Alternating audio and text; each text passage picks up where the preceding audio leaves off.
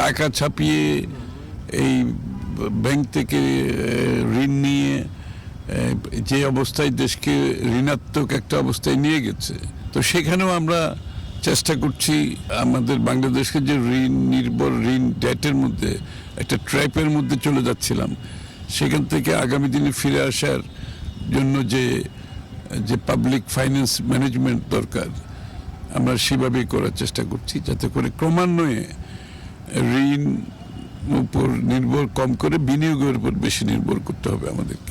সব শ্রেণী পেশার মানুষের কল্যাণের কথা চিন্তা করেই আগামীতে বাজেট দেওয়ার উদ্যোগ নিচ্ছে সরকার। ঋণ নির্ভরতা কমিয়ে বিনিয়োগ নির্ভরতা বাড়াতে চায় সরকার। রয়েছে ট্রিলিয়ন ডলারের অর্থনীতি বাস্তবায়নের প্রত্যাশাও।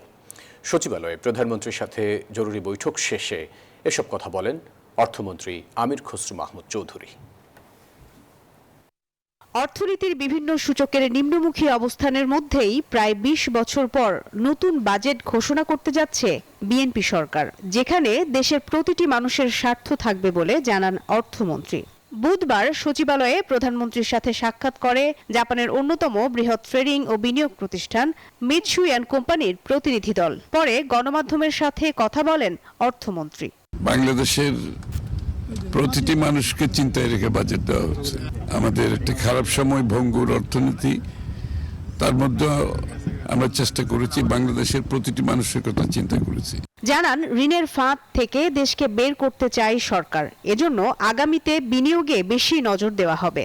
টাকা ছাপিয়ে এই ব্যাংক থেকে ঋণ নিয়ে যে অবস্থায় দেশকে ঋণাত্মক একটা অবস্থায় নিয়ে গেছে, তো সেখানেও আমরা চেষ্টা করছি আমাদের বাংলাদেশকে যে নির্ভর ঋণ ডেটের মধ্যে একটা ট্র্যাপের মধ্যে চলে যাচ্ছিলাম, সেখান থেকে আগামী দিনে ফিরে আসার জন্য যে পাবলিক ফাইন্যান্স ম্যানেজমেন্ট দরকার, আমরা সেভাবেই করার চেষ্টা করছি, যাতে করে ক্রমান্বয়ে ঋণ উপর নির্ভর কম করে বিনিয়োগের উপর বেশি নির্ভর করতে হবে আমাদেরকে। এদিকে প্রধানমন্ত্রীর সাথে বৈঠক শেষে পানি সম্পদ মন্ত্রী শহীদুদ্দিন চৌধুরী অ্যানি জানান, ডিএনডি বাঁধ এলাকায় জলাবদ্ধতা নিরসন ও বর্জ্য নিষ্কাশনের প্রকল্প গ্রহণ করেছে সরকার। পানি সম্পদ মন্ত্রণালয় কর্তৃক যে প্রজেক্টটি আমরা শেষ করেছি, এটি আমরা হস্তান্তর করব সিটি কর্পোরেশনকে। জলাবদ্ধতা দূর হবে এবং যেখানে বর্জ্য আছে সেই বর্জ্য মুক্ত কীভাবে রাখা যায় সেটাও সিটি কর্পোরেশন তদারকি করবেন।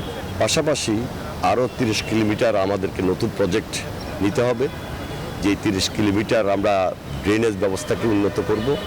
এছাড়া জাতিসংঘ শান্তিরক্ষী বাহিনীর সাইপ্রাস মিশনে নবনিযুক্ত force commander lieutenant general Mohammad Asadullah Minhajul আলমও প্রধানমন্ত্রীর সঙ্গে সাক্ষাৎ করেন। মারুফা রহমান, নিউজ 24, ঢাকা।